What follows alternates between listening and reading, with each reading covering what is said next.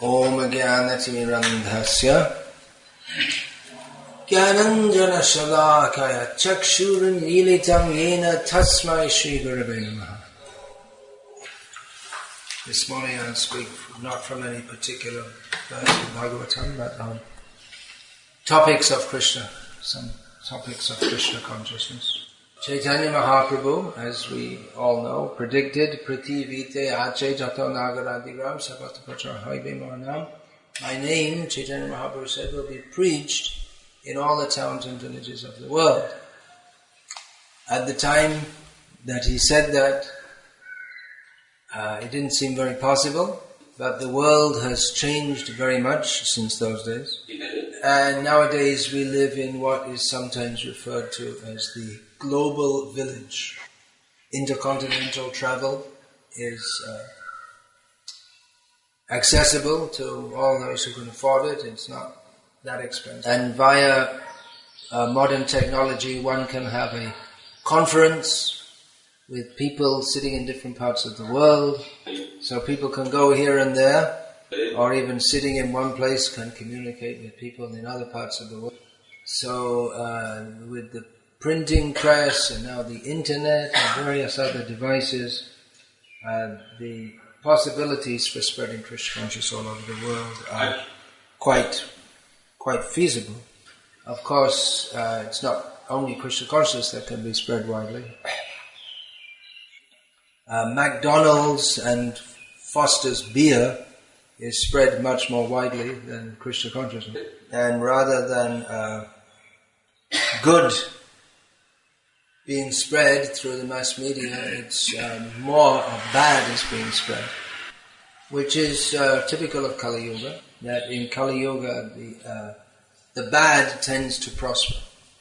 Nevertheless, there is tremendous scope for spreading Krishna consciousness, and that we're finding at the present time. The devotees are going out and distributing so many books. So many people are taking interest in Krishna consciousness. Before I came to India to stay, I was distributing books in Britain. So out every day, all day, distributing Srila Prabhupada's books. Although we managed to distribute many books, no one was interested in them. I can still remember there were one or two people out of the thousands I approached who were actually interested in the subject matter. So you may wonder, well, how did we manage to sell any books?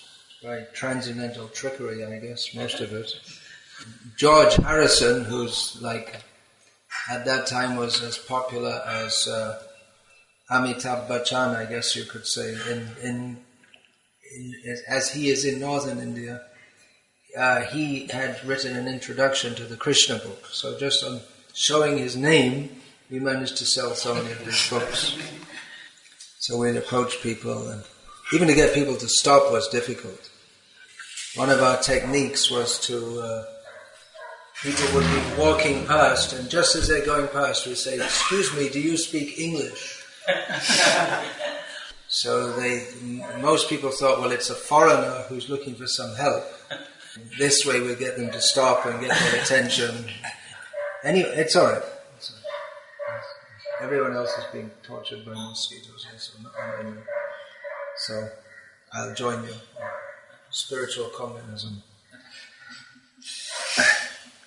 So times have changed. Even in the West, we're always running away from the police and watching out for the police trying to arrest us. And I think there was no book distributor in England at that time who didn't spend some time in the police station. But again, times have changed, and the Metropolitan Police, that means the London Police, part of their training program nowadays is to bring the police cadets to Bhaktivedanta Manor. So here in India also, when I first came here for preaching, it was very difficult compared to now. The influence of Advaita Vad was so intense that as soon as we say Krishna is the Supreme Personality of Godhead, immediately so much protest. So this is tremendous scope, and we should take advantage of this and preach Krishna consciousness very widely. Chaitanya Mahaprabhu said, or rather it said about Chaitanya Mahaprabhu in Chaitanya Charitamrita, Apane Achari Prabhu Jivere Shikai. Chaitanya Mahaprabhu taught the jivas by the example of his own life. Now we find everyone in the modern world is, not everyone, but generally people are very busy. And we're also busy in the activities of spreading Krishna consciousness. But this point, Apane Achari Prabhu Jivere Shikai. We also have to practice Krishna consciousness. We have to practice and preach. Both things must be there. By practicing Krishna consciousness, we gain strength. And conversely, if we don't practice, then we become weak. As I wrote in the Brahmachari book, Brahmacharya and Krishna consciousness, that if a devotee is feeling weak or not enthusiastic, it's usually due to not enough quality hearing and chanting about Krishna. So I'm also busy, and sometimes so many things to do. Just like yesterday morning, we had to leave Chennai early, so we didn't have any class in the morning. At least I didn't give any class, or I didn't attend any class. But in general, all these activities should go on.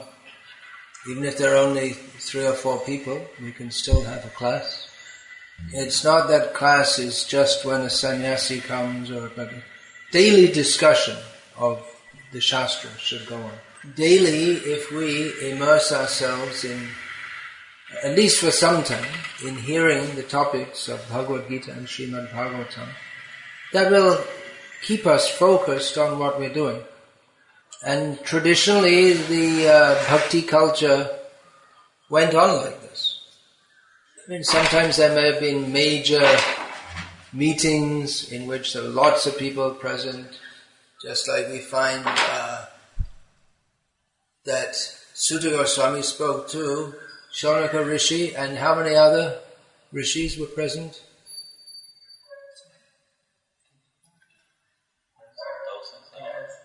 10,000? Any other guesses?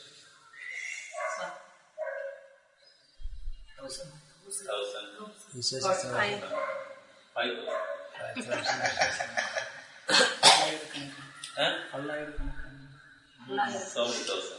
So many thousands. There you see, isn't it?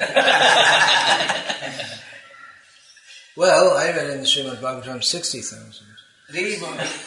So it might have been 59,999 others, or maybe 60,000 is an approximation. I wonder how it went on in those days. I guess Sutta Goswami had a loud voice. That was a big gathering. But often it would just be like one person giving part, and then 4 or 5 others like that. Maybe like that also. I think, was it last year in Vrindavan, I was just in the evening walking through some back lanes, and in several places I heard kirtan or part, and I just looked inside, and there's some small ashram, 4 or 5 people doing, or someone's house doing bhajan like that. So it's not that there has to be many people present, but even a few people. The hearing and chanting about Krishna should continue. Recently I was in San Diego, ISKCON San Diego, which is maybe the only temple ISKCON temple in America with an established brahmachari ashram. Oh, then New York they have also. So daily the class is going on with maybe about 10 or 12 devotees are there. But Badri Narayan Prabhu is the GBC who resides there, and he gives class sometimes. And Dravida Prabhu, who is he's been editing Srila Prabhupada's books for many years, and he sometimes gives classes. And Mahatattva Prabhu, who's the temple president, who's learned in Shastra and an accomplished preacher. By his preaching, the brahmacharis are coming. He sometimes gives class. And others may also do. So, even though it's not that, at least by Indian standards, it's not a very big group, but they daily attend class. And they really get into it. When I was there, they were in the 11th canto of Bhagavatam, which is the Uddhava Gita, which is a highly philosophical discussion. So they're getting deeply into the philosophy. And every day after class there'd be so much discussion. So this is pleasing to Krishna. Madchita madgata prana bodhayanta parasparam katyantas chamang nityang tushanti charamanti cha. Krishna is pleased when his devotees become pleased by discussing about him. That's there in Uddhava Gita also, the same statement. Parasparanu katanam, more or less the same. So this is the pleasure of devotees to discuss topics of Shastra. We find that Prabhupada would daily, pretty much daily, he would give a lecture. Now, I don't. That's, you could say, a failing of mine, because sometimes I take time out for writing. But that's also another way of absorption in Krishna Katha. Srila Prabhupada actually wrote that writing is the best way to remember Krishna, because Prabhupada said that you're forced to remember Krishna. So Srila Prabhupada encouraged his disciples to write, to read, to discuss about Krishna, to preach about Krishna, and of course to chant Hare Krishna. So all these activities should go on. Now, I'm just a bit afraid that if activities expand and expand, but we don't have a solid basis in hearing and chanting, then it'll be on a very, not a strong foundation. We expand and expand, but there's not a strong foundation in Krishna consciousness, then materialistic tendencies will take over. And instead of thinking, this aham mameti way of thinking comes. I, me and mine. Instead of thinking aham Krishna dasa, aham Krishnasya, I belong to Krishna, I am the servant of Krishna, we start to think in terms of I, me and mine. And really there's not that much, it's not that pleasing to Krishna if we have buildings and numbers of people but no strong sense of hearing and chanting about Krishna. So we always have to remember that big is wanted, but small is also beautiful. There is a famous book in the Western world called Small is Beautiful. Seeing the whole society, everything becoming big. This book was written as what's the word? There's a kind of check on that. We have big business, big factories, big corporations, big cities, and no one's happy. So the book Small is Beautiful, I haven't read it, but from what I understand it was recommending that we in the traditional society, how small groups of people lived together interdependently. So it's recommending that. It seems to be an inevitable result of, as more and more people come, that we can't personally interact with so many people. The devotees who are with Srila Prabhupada in the 1966, 1967, when Prabhupada was beginning the movement, they describe it as very intimate interaction with Srila Prabhupada at that time, which wasn't possible later. In the early days, the devotees, they didn't join ISKCON.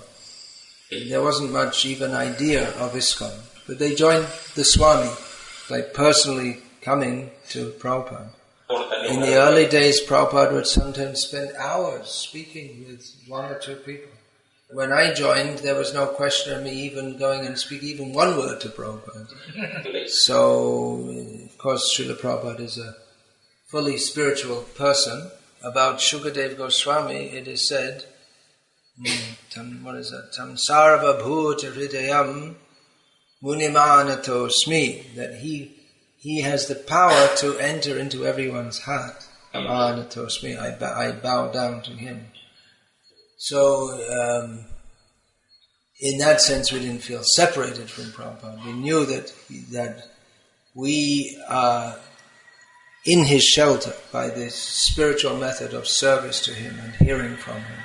But nevertheless, it's inevitable as things expand that there will be less intimacy. So, so anyway, I was talking about the Bhagavatam, but these classes and kirtans that brings us all together in the core activity of hearing and chanting about Krishna. So, while we're busy in these activities of hearing and chanting, busy in the activities of preaching, we also have to keep our basis strong. That means we have to rise early and have kirtan in the morning, have class, discuss from the Shastra, and don't waste any time. So much work to do in preaching Krishna consciousness. But we also need to spend a lot of time performing sadhana. If we followed the sadhana program that Prabhupada gave us, then that would be like minimum 4 hours every morning, and then in the evening 2.5 hours. So at least 6.5 to 7 hours every day. And that's not including our own personal reading. And along with that, Prabhupada wanted us to distribute books and preach in so many ways. So we shouldn't have any boredom problem. We shouldn't have any problem getting bored. I don't think there's any word for that in Indian language. It's a very Western concept. Getting bored. Getting bored means when you just feel fed up, that you're uninterested, nothing to do. Ubjana bolte hain. Is it not in Hindi? Is it? What do they say? But that's not a Sanskrit word. Ubjana is not a Sanskrit word. It's Hindi, but it's not. It doesn't come in the original Indian culture. I don't think there's any concept of getting bored. Bangla ki bola. I never heard. No one gets bored in Bengal. They're too vivacious. At least in Bangladesh. You have a word for getting bored? No, what do you say, Doctor? You find depression is there, but that's different from boredom. Exact word there is. Melancholy. The state of mood. Melancholy, but that's different to boredom. Boredom is like a temporary phase. It's melancholy or depression that's a deep disorder, psychological disorder. It means you may not be mentally disturbed or have any serious mental disturbance, but you just feel not, because the idea of boredom comes from the idea that you should always be in Rajaguna and being excited all the time, and when you find nothing very exciting, then you become bored. So you may not even know what I'm talking about. It's a very Western idea. Before 20 years, if you say this word, nobody can even understand. Yeah. Even now you can't understand.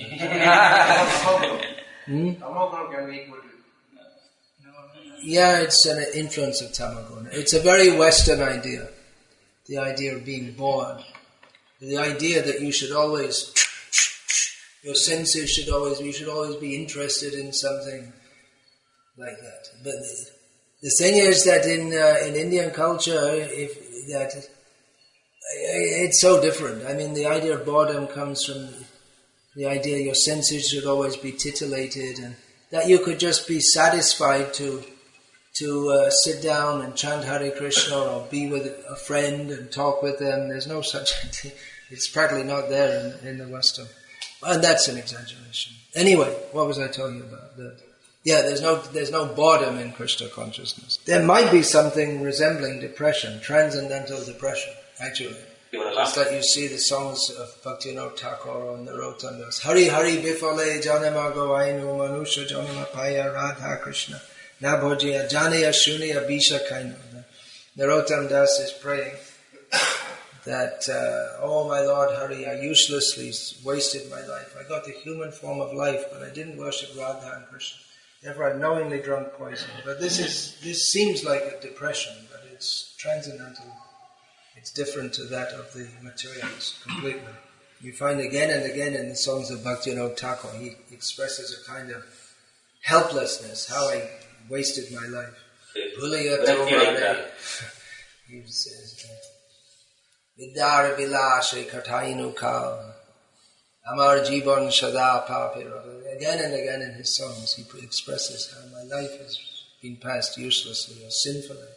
But that's different from the kind of depression that leads people to suicide. That kind of feeling of helplessness is an inspiration. It leads to him turning to Krishna, that I have no hope other than you. So we should discuss these things regularly. The philosophy of Krishna consciousness is given in Bhagavad Gita, and so many great devotees are described in Srimad Bhagavatam. And within the songs of our Vaishnava Acharyas, we have all the philosophy of Krishna consciousness expressed with their own feelings for Krishna. So we should discuss these regularly and enrich our lives. We don't care for, the Chaitanya Mahaprabhu teaches us, we don't care for dhanam, janam, sundarim, this wealth, women, followers, kavitam, intellectualism. We don't care for any of these. But we have another kind of dhanam. All the sadhus in India since time immemorial, they left this world. They left all the wealth of the world to get another kind of wealth. Tyaktva turnamachesha mandalapati shrinim sada tuchavat bhutva dina ganeshako karunaya kopina kantashrito gopi bhavarsamritabdila hari kalola magno mahur vande rupa sanatano raghu yagoshi jiva gopalako. All this describes the 6 Goswamis. They all came from very aristocratic backgrounds. Rupa and Sanatan, they were the ministers in the government of Nawab Hussain Shah. When Rupa Goswami retired, he took his gold in 3 boats. Rupa Goswami, Sanatan Goswami, 3 boats piled with gold. Jiva Goswami was their nephew. He also was raised in his... Actually, he left home practically in childhood, but he was raised in wealth. Raghunath Das Goswami also came from an extraordinarily wealthy family. And the other 2, the Bhaktas, Raghunath Bhakta, Gopal Bhakta, they were aristocratic in a different way. They were from very respectable Brahmana families. So it's said of the 6 Goswamis, they had so much aristocratic association, they gave it up as if it was insignificant. And they accepted Kopin Kanta, the shelter of Kopin and Kanta. Generally the sadhus, they have 3 kas, Kopin, Kanta and Kamandalu. The Kopin, that means let's translate as loincloth. It's not exactly, but anyway, there's no such concept in English. Anyway, you all know what Kopinam is, I think, yes. Kopin, then Kamandalu, that you also... the water pot of a sadhu. So, for a sannyasi, they can do everything with that. They can drink it, they can wash their backside, everything. For a sannyasi, it's allowed. One water pot. Keep life simple. The whole idea is to keep life very simple. And kanta, that's for the winter. That means a quilt made from old cloth. That means when the cloth gets torn, you keep that, and then it's all made into one quilt. Kanda, the same word in Tamil. Kanda, Rajai, it's called in Hindi. Same word in Tamil, Kanda. In Bengali, it's leap. But it's you can make it with nice new cloth, but specifically, even in the villages, at least in Bangladesh, everyone they keep the old cloth and then they make this patchwork quilt, it's called. In English it's called a patchwork quilt. They had the idea in England also, that you don't just, in the modern culture you just throw everything away, make piles of garbage, but in the old culture everything is used. And here in South India, I think this far south you probably don't even need this kanta. It's so warm most of the year, you don't... Doesn't get cold. So these 6 Goswamis, it doesn't even mention Kanta. Kopin and doesn't mention Kamandali. Kopin and Kanta. So they gave up all this just to have some kopin and some quilt. That's all. They didn't have any material possession. So it may seem, what are they? They're frustrated. They're just in frustration. They've given everything up. But they got something much better. They're very intelligent. This instead of all this politics, diplomacy, prestige, and government affairs, money, they left that all behind. But what they got in exchange was Gopi Bhava Rasamritabdalahari Kalola Magno Muhur. Always, Muhur means repeatedly. Gopi Bhava Rasamritabdalahari Kalola. So in the waves, in the diving and surfacing in the waves of the Gopi Bhava Rasamritabda, which means the ocean of, the way it comes out in Sanskrit, you have to say it backwards in English. Exactly backwards. They're diving and servicing in the waves of the ocean, of the nectar, of the emotional exchanges known as Gopi Bhava, the feelings of the gopis. So we may not experience immediately this most elevated level, but we should daily immerse our consciousness in the treasure which has been given to us by Srila Prabhupada in the form of his books. Those who relish this, they can know what is a nice taste there. That was it on Sunday? I often mention that. People often ask me that how I remained in Krishna consciousness all these years and this and that. Well, one major reason is because what we're getting, what Srila Prabhupada has given us in his books. We shouldn't think that these books, they're like some kind of school books which you learn and then maybe you take out, you do something in your life that you learn from that. But as Srila Prabhupada said, we should make Srimad Bhagavatam our life. So that means that our whole life is, it's interlinked, it's inseparable from Bhagavatam. When we say Bhagavatam, that means Bhagavad Gita also. It's because to enter the topics of Bhagavatam, the Bhagavad Gita is needed. And when we say Srimad Bhagavatam, we mean Chaitanya Charitamrita also. Because Srimad Bhagavatam can properly be, or as fully as possible understood through the teachings of Chaitanya Mahaprabhu. So, Pibata Bhagavata Rasamalayam, or drink the nectar of Srimad Bhagavatam up to the point, throughout our lives. All of these books. Chaitanya Charitamrita Nitya Karopan Jaha Hoite Premananda Bhakti Tattva Gyan. Drink the nectar of Chaitanya Charitamrita daily, from which there is Premananda, the bliss of love of Krishna, and knowledge of the topics of devotional service. So we're very busy, we have many things to do, we have to run here and there. Take a little time every day. Slow down, and immerse ourselves in these topics of Shastra. And that will enrich our day and our life. Daily, we'll find our day is enriched, and then our whole life will be enriched by absorption in these topics. So, Leela Purushottam Prabhu is going out daily for book distribution and also reading the books. So I've asked him that if no one else is giving a class any day in the morning, he can sit down and give a class. What you read, you speak something, that's all. And others can do, should do also. That this class should go on daily. Otherwise, it will, Prabhupada said, it will eventually become, unless we have this regular hearing and chanting, then it will become a joint mess. That the main purpose will become eating and sleeping. So please go on with this hearing and chanting. There may be hundreds and thousands of present. There may be 3 or 4.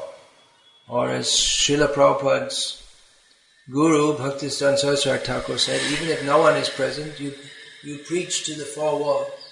And Srila Prabhupada actually did that when he was first in New York. He was speaking, there was no one there, but he was speaking into the microphone, and that became the introduction to Bhagavad Gita as it is. Small is beautiful. Krishna is beautiful. Krishna can be very small. Anaraniyan Mahato Mahiyan. He can also be very big. In his very small form as Vamana Dev, he charmed he charmed Bali Maharaj. He didn't charm Shukracharya. In his very big form, he stepped over the whole universe. So we can hear about this regularly. Shrinu Sukhadam Shubhadam Bhavasam. Hearing about Krishna in his various incarnations gives happiness and gives auspiciousness to this otherwise miserable material world. Hare Krishna. That's what I wanted to say this morning. I've said it. And if anyone wants to say anything else, questions, comments? You said how to overcome the Advaita people. What are the talking points? How to overcome what? Advaita people. Advaita people. How we can overcome them? What are the talking points you can do? Well, before I answer that question, I'd like to ask you a question. How many rounds of the Hare Krishna mantra are you chanting daily? 4. Yeah, you chant Hare Krishna. It's not just an intellectual process. So that should be your first priority. The best way to overcome this impersonalism is to distribute Srila Prabhupada's books. It's not that by our going out and talking to people that the whole world's going to change. It's not that we shouldn't talk to people, but that's also required. But as I mentioned in the beginning of this talk, the situation in India has changed. It used to be very thick Advaitavad, and now it's changed. And I ascribe that largely to the widespread distribution of Srila Prabhupada's Bhagavad Gita as it is. Several times devotees asked me to write a book against Mayavad. But I always respond, well, we already have it. It's called Bhagavad Gita as it is. Bhagavad Gita, Krishna himself directly attacks the Mayavad. Okay, quiz for all of you. Preaching in Kanchipuram, the headquarters of the Shankaracharya Sampradaya of Tamil Nadu. Tell me the verse in which Krishna directly debunks the Advaitavad idea that Krishna himself is a product of the unmanifest. You should say. Yeah. Manyante mama buddhaya. Then? Yeah. Krishna says that this is the Mayavad idea about Krishna, that Krishna is a product of the unmanifest. So Krishna directly says, those who think like this are idiots. They don't know who I am. And similarly, avajananti mam mudha manushim taramashrutam. Similarly, those who think that I am in a human body. So you study Bhagavad Gita as it is and chant Hare Krishna and serve. Krishna will give you the intelligence how to and what to do. There is one book published by one of my godbrothers. He brought together all the different examples Prabhupada gave for defeating Mayavad. He brought it in one book. Pushpanjali, I think it's called. By Patit Pavan Dasadikari. He was one of my first trainers in Krishna consciousness. He used to teach me when I was informally, when I was in London. No, he's from America. He had spent time in India, and he trained me in so many things. So if you have a copy of that book, you could maybe... you can give examples from them. Anything else? Always we get that lesson that we have to do so many big things for Krishna. And sometimes even though we take effort, often we fail. So what do you think? What we should think? Is it okay? I didn't follow the question. We make a lot of effort and then we feel, what do we feel? We fail. Fail. Well, there's no failure in Krishna consciousness. If we're sincerely trying to serve Krishna, there's no failure. Jatayu tried to stop Ravana taking Sita. Did he fail? Well, in one sense you could say he failed, but his life was successful by doing so. That the Supreme Lord himself performed his funeral ceremony. Who would do that for a vulture? There's no failure. Prabhupada was a failure, you could say. His business failed. His family life was a failure. He was trying to preach and then he was thrown out of Jhansi. No one cared that much to keep him there. And he was staying in different ashrams of his godbrothers and none of them wanted to keep him because I think he was too strong for them or something. He was just, he was an indigent sadhu. He had no money. He went to America and he was just wandering the streets. No one was coming. He was a failure. But he didn't think, I am a failure. That verse is there. What is that? Labha, labha, jaya. How does that begin? Sukha dukhe samekrit. Sukhe dukhe samekrit. Va labha, labha, jaya. Jaya, jaya. That in happiness or distress, in gain or loss, in victory or defeat, one should go on doing his duty. That's it. Our success is to be engaged in the service of Krishna. Bhaktisiddhanta Saraswati Thakur, who appeared to have a very successful mission, he said that I would consider my mission complete or successful if I could make one pure devotee of Krishna. So if you're talking about failure, we should know what success is. Success doesn't necessarily mean to have big buildings, big organization, and many people saying Jai to you. But success, if we ourselves can be pure devotees of Krishna, and if we can bring anyone else to that point also, of understanding that nothing in this world is of any value whatsoever. The vastava vastu, the only actual reality is Krishna. So if we can bring others to that point, then that is our success. Even to try to do that, that is also success. See, in preaching, we shouldn't think it's something like, we're going out like we're in competition with the Jagi Vasudev and the Nityananda and the Art of Living and the Christians and the Muslims. We're not in competition. We're not just going out and trying to get lots of numbers and show, see, we're so great. We're simply trying to convince people of the veracity of Bhagavad Gita as given by Krishna. It's not like like there are different cricket teams and they have their followers, Chennai Super Kings and the Deccan Chargers or whatever. It's not we have our team. Jai! Haribol! It's not like that we're in competition and we're against others. It's not like that. We want to see people come to Krishna for their eternal benefit. Brahma Kumari, we don't have to discuss that now.